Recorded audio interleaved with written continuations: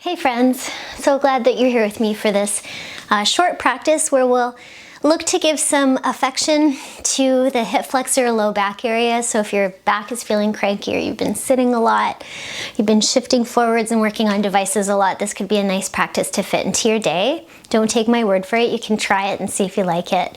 I just wanted to let you know that I use a blanket for underneath my knees for a little bit of padding for my lunges, and then I often use blocks underneath my hands. If you don't have these props, it's totally fine, but they can sometimes make things a little more comfortable. So let's begin by coming onto our knees, so knees on your prop if you're going to use that blanket, and then I'll take the left foot forwards so that I'm in a 90-90, so 90 degrees roughly with the upper and lower leg.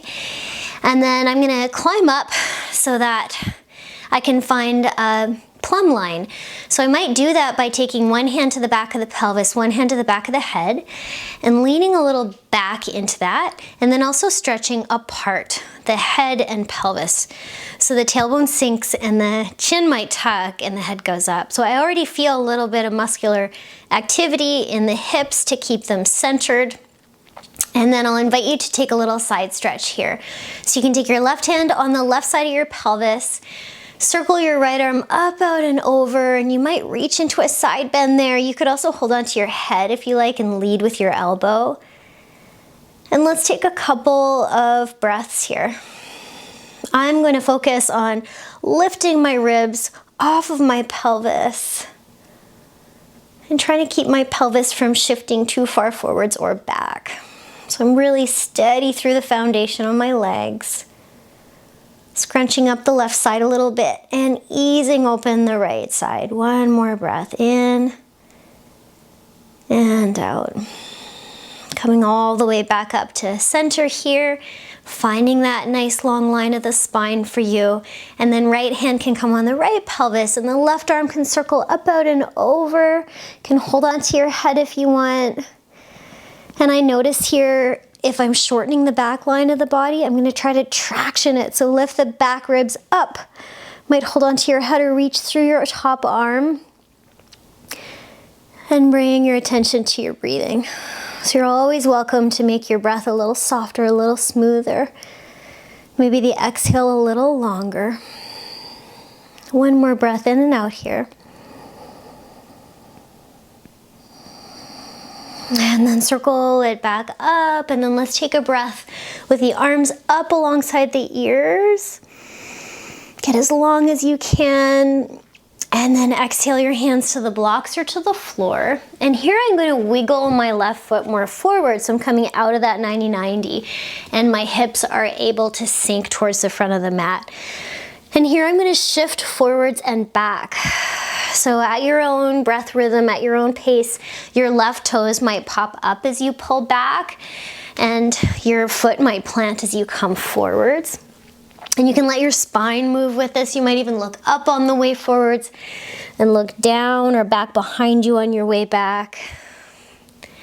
Can explore staying in one of those positions or continuing to oscillate. So what I think about in this oscillation, this rocking movement through the hips, is I'm giving affection to the tissues. And I heard once, and this really resonates with me, to give affection to the tissue before adding extra stress or load to it. So I'm kind of treating this like a massage through my hips, through my low back. Maybe that means that if you are used to giving a whole lot of intensity into the movements, or like no pain, no gain kind of attitude, that you could soften up and see how it feels. Okay, let's shift in here. So the hips are coming more forwards, and I have my hands on blocks. You could have your fingertips on the floor like that. And this is where we're going to add a little more stress to the tissue. So tuck the back toes under, and I'm going to continue to have the hips moving forwards. So I'm going to continue. It's like someone's hand is on my pelvis, moving it forwards to that just right amount for you. And then I'm going to tuck my back toes and elevate my back knee without lifting the hips too high. So I'm going to keep, it's almost like there's a weight on the back of my pelvis. And then I'm going to lift the back knee up a little or a lot and stretch back through the inner heel. So I'm going to try to do this up to 10 times. So the pelvis might move a little, because that's 9. But it's not that big lift of the hips.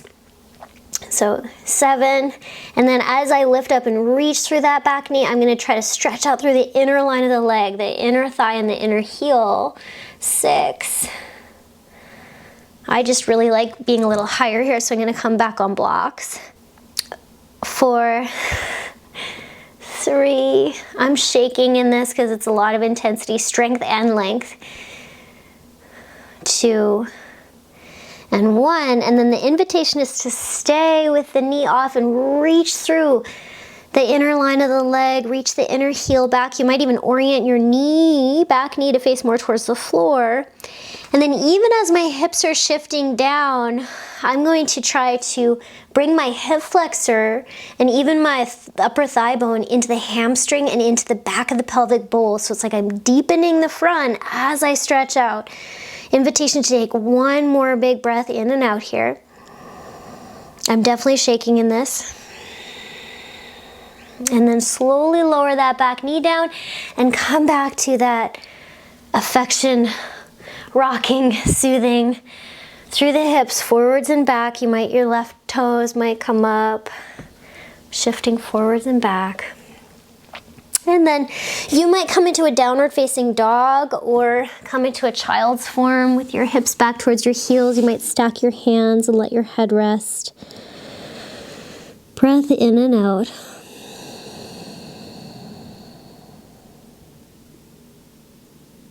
And let's come on to the other side.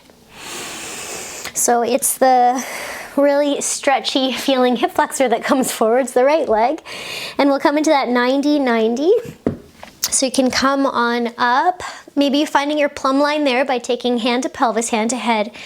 And if you're used to having that computer head position, tuck your chin, lengthen the back of your neck, and move back into your hands and then stretch them apart. And I'm checking in for, it's almost like both of my knees are down, so my hips don't shift too far to the left. So I'm like imagining that I'm still on my right knee there. Then left hand to the left hip, and circle that right arm up, out, and over for a side stretch.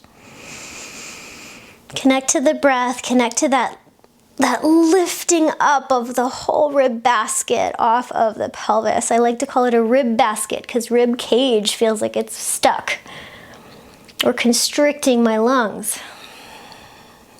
One more breath in and out there. You could hold on to the back of your head. So nice. And then right up back into center. And as you're ready, right hand to the right hip, left arm up, out, and over. And you don't need to make it a big movement. It could look really different than me. You could hold onto your head. If you're holding onto your head, you could reach with your elbow.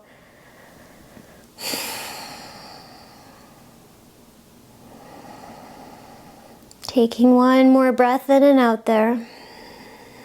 Coming on back to center, and one breath with your arms up, finding that long line, and I'm thinking about deepening the front and widening the back of the body, shifting back, strong foundation, and then I'm letting my hands come down as you're ready. So I'm going to inch the right foot forwards here, inch the back knee back so my hips can shift a little forwards. I'm untucking the back toe and then shifting forwards and back. And I'm thinking about that, what's affection for me in my hip flexors and low back. So that's going to feel different for everyone.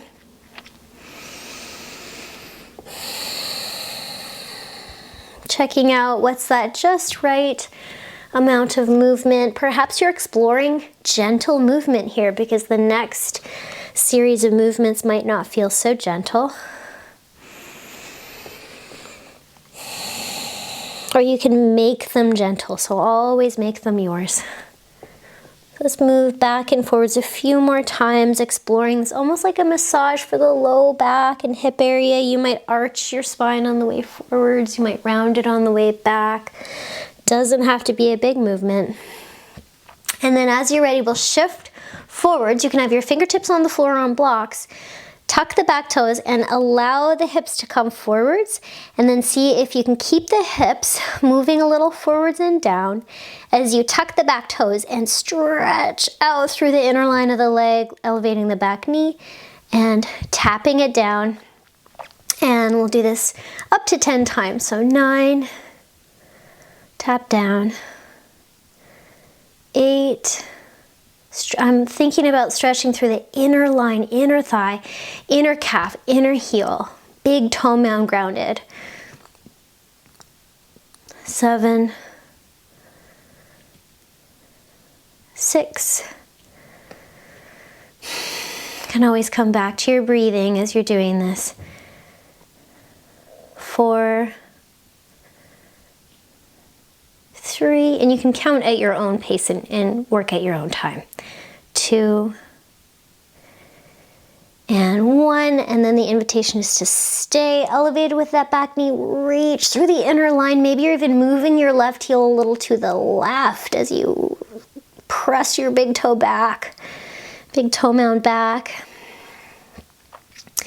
And then even if as my hips are coming forwards, I'm gonna see if I can bring the hip flexor area back and the upper leg bone back into the hamstring. Invitation to take one more big breath in and out here.